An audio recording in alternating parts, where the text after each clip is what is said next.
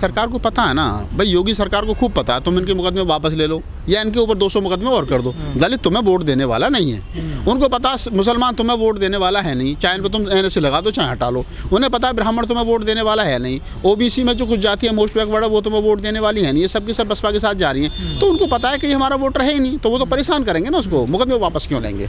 तो ये जो लोग कह रहे हैं समाजवादी पार्टी ही सही मायने में BJP की B टीम है, और इस बात को खास तौर से मोस्ट बैकवर्ड को और मुसलमानों को समझना चाहिए कि जिसको तुम अपना रहनुमा समझ रहे हो, जिसको तुम अपना मतलब एक तरीके से सर्वा समझ रहे हो, वो आदमी कहीं ना कहीं BJP की गोद में खेल रहा है। और उसका सबसे बड़ा कारण मैं आपको बता देता हूँ कि उनके घर में 3-4 बहू हैं, यादव परिवार में 3-4 बहू हैं जो वो ठाकुर समाज से आती हैं। अपना अखिलेश यादव जी की जो पत्नी है डिम्पल यादव, वो खुद ठाकुर परिवार से आती हैं। छोटे वाले भाई की घरवाली वो ठाकुर परिवार से आती है, और भी 2-3 ठाकुर परिवार से हैं, और योगी जी भी ठाकुर हैं। तो आधा तो उनका जो घर चल रहा है वो ठाकुर समाज से चल रहा है। कि अगर किसान आंदोलन के मुकदमे वापस हो सकते हैं तो जो 2 अप्रैल में दलितों ने आंदोलन किया उनके मुकदमे क्यों वापस नहीं कर रही सर? देखिए, 2 चीज़ बड़ी महत्वपूर्ण है। किसानों के ऊपर जितनी FIR हुई ज़्यादातर दिल्ली में हुई।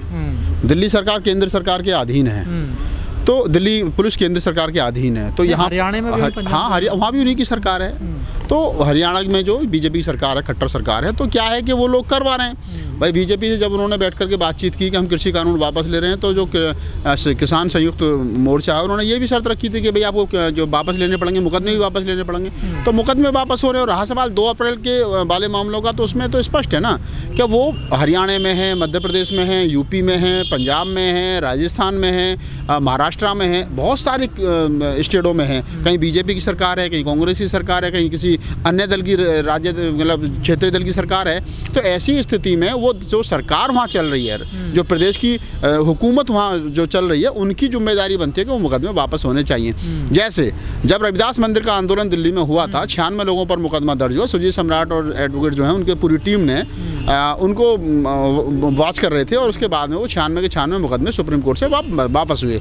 तो ये सरकार की नीयत वह है, सरकार की को चाहिए कि जो लोग अपने हक हकूक़ की लड़ाई रोड पर लड़ रहे हैं और सरकार उन पर अनर्गल जो है वो मुकदमे थोप देती है, सरकार को चाहिए कि उन लोगों को मुकदमे वापस करने चाहिए। कोर्टों पर पहले ही इतना वर्डन है कि वहाँ पहले ही मुकदमों की सुनवाई नहीं हो रही है, आप हजारों की संख्या में फिर नए मुकदमे दे दोगे तो ये तो गलत है ना। नहीं सर, हक की लड़ाई तो दलित भी लड़ रहे, हक की लड़ाई किसान भी लड़ रहे थे, तो मैं किसानों का क्यों वापस? मैं वही कह रहा हूँ ना कि दलितों के भी वापस हुए हैं। दलितों के दिल्ली में देखिए 96 मुकदमे दलितों पर हुए थे रविदास मंदिर कांड में, जो मैंने बताया। नहीं, वो तो एक समझौता हुआ था सर, वो लेकिन 2 अप्रैल वाले नहीं हो रहे। ये भी तो समझौता ही है, किसान आंदोलन भी तो एक समझौता ही है। उन्होंने कह दिया कि ठीक है हम कृषि कानून वापस ले लेंगे, उन्होंने कह दिया हमारे मुकदमे वापस, तो ये भी समझौता ही है। अब जैसे वो कह रहे हैं कि हम तो दोबारा कृषि कानून लाएंगे, तो फिर वो दोबारा क्या किसान दोबारा आंदोलन करेंगे? क्या किसान एकजुट इस प्रकार से हो पाएगा? तो ये बहुत सारी चीजें हैं जो भविष्य के गर्म में। सर 2 अप्रैल के मामलों को लेकर मायावती के तो बयान आ जाते हैं कि केस वापस होने चाहिए हमारी सरकार, लेकिन दूसरे जो नेता हैं उनके कोई बयान नहीं आ रहे हैं। लेकिन सबसे बड़ी बात क्या है कि जो लोग, मैं वही कह रहा हूँ कि जो लोग अखिलेश यादव के समाजवादी पार्टी में दलित कम्युनिटी के नेता भाग रहे हैं, जो बसपा में थे वो सब जा रहे हैं, सब सपा में कहा कि साहब वो ये है वो है। तो अखिलेश यादव को बढ़ करके आगे चढ़ करके सब बयान देना चाहिए कि हम लोग अगर हमारी सरकार बनी तो हम 2 अप्रैल के मामले के मुकदमे वापस लेंगे। लेकिन वो क्यों कहेंगे? उनका तो दलितों से कोई मतलब नहीं है ना बहन जी, क्योंकि दलितों के नेता हैं, सब समाज के नेता हैं, गरीब अकलियत की नेता हैं। तो बहन जी अक्सर ये बात कहती हैं कि हम तो हमारी सरकार आएगी तो हम जो मुकदमा वापस लेंगे। और उन्होंने राजस्थान में जब उसको कांग्रेस सरकार को समर्थन दिया था तो इस शर्त पे दिया था कि हम आपको समर्थन दे रहे हैं, लेकिन जो दलितों के खिलाफ मुकदमे वो आपको वापस लेने पड़ेंगे। पर लिए नहीं उन्होंने, लिए नहीं ना। तो मैं वही कह रहा हूँ कि उन्होंने वो मुकदमे वापस नहीं लिए, उधर वापस उल्टा जो बसपा के विधायक थे उनको और तोड़ लिया।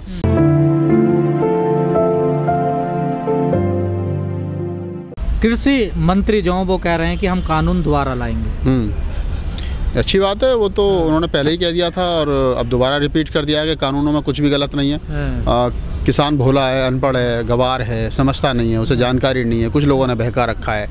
और तो उन्होंने यूपी चुनाव को देखते हुए या 13 महीने से धरना चल रहा था उस बात को देखते हुए आंदोलन जो है वो वापस कराने के लिए उन्होंने कृषि कानून वापस ले लिया। लेकिन दोबारा फिर लेकर के आएंगे वो तो कह ही चुके हैं, तो इसमें कुछ मतलब ज़्यादा कुछ कहने सुनने के लिए तो बचा नहीं है। दोबारा क्या आंदोलन खड़ा होगा ऐसा?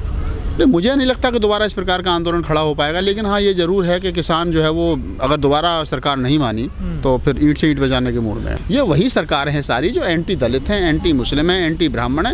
ये एक तरीके से एक खास समाज की सरकार चल रही है, खास वर्ग की सरकार चल रही है। लेकिन सर यूपी में चुनाव होने वाला है, अभी तो मौका है, सरकारें तो मान सकती हैं अगर सरकार को पता बने तो। अखिलेश यादव के पिता मुलायम सिंह यादव मोहन भागवत से एक मुलाकात करते हैं, ये कोई नई बात तो है नहीं। आप देखिए कि जब योगी बाबा बाबा का जो शपथ ग्रहण समारोह हुआ था, तो उस समय आप उस मंच पर की पिक्चर गूगल पर सर्च कर लीजिए कि उसमें अखिलेश यादव और मुलायम सिंह यादव और सारे तमाम जो सपा के बड़े नेता हैं वो मंच पर शपथ ग्रहण समारोह में थे।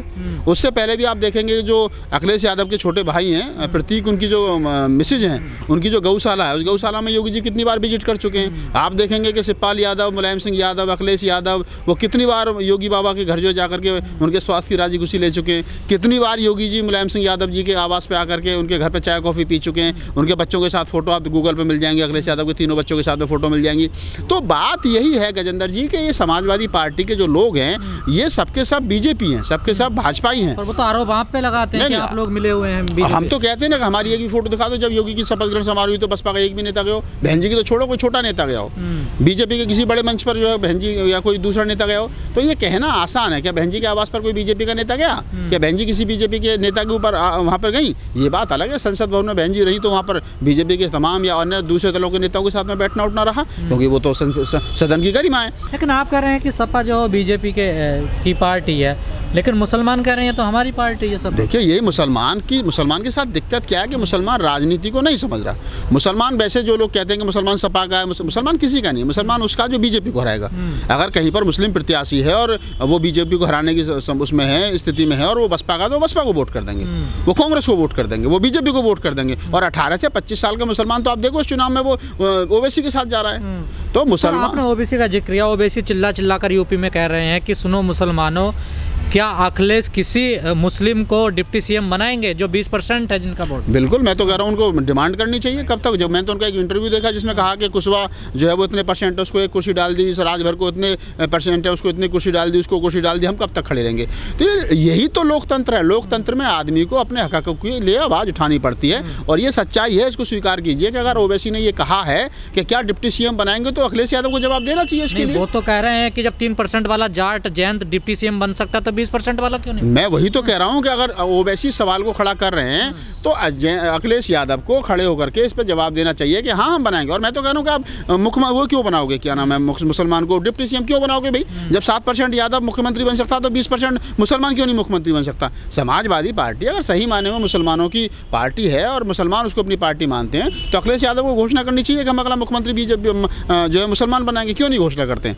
या आप उनको हमेशा से यूज करते रहो। आजम खान डिमांड ही नहीं कर रहे थे। नहीं, मुस्लिम डिमांड नहीं कर रहे, मुस्लिम ओवैसी ने डिमांड की है ना। आजम खान साहब कितने साल से जेल में हैं, उनका सारा कुछ तहस नहस कर दिया बीजेपी ने। क्या समाजवादी पार्टी ने, अखिलेश यादव जी ने या अन्य किसी आदमी ने कोई किसी प्रकार की उनके लिए कोई प्रोटेस्ट किया, कोई अच्छा वकील किया, कोई कुछ किया? तो मुसलमान जो है वो भोली कौम है, वो धर्म के पीछे चलती है, राजनीति उसकी समझ में ज़्यादा आती नहीं है। कुछ एक चतुर लोग हैं जो आते हैं राजनीति में और दूसरी करवट करके बैठ जाते हैं और अपना पैसा बना लेते हैं। तो मुसलमानों को चाहिए कि वो राजनीति को बेहतर तरीके से सीखें, समझें और अपने हक़ की लड़ाई लड़ें। जैसे आदरणीय बहन जी ने मुस्लिम समाज के लिए उर्दू फारसी यूनिवर्सिटी बनाई, तो बनाई ना। अखिलेश सरकार भी रही, मुलायम सिंह जी की सरकार भी रही, किसने बनाई? दंगे हुए नहीं दंगे हुए। मैं वही तो कह रहा हूँ कि बहन जी को वो अपना नेता फिर भी नहीं स्वीकार कर रहे हैं अभी भी। कुछ बुद्धिजीवी जो राजनीति को समझते हैं वो तो बहन जी को नेता मानते हैं, लेकिन अधिकतर तादाद में लोग नहीं मान रहे। क्यों? क्योंकि एक तो शिक्षा का अभाव है और दूसरा ये कि वो राजनीति को बेहतर तरीके से नहीं समझते हैं, जिसका ये अभाव है।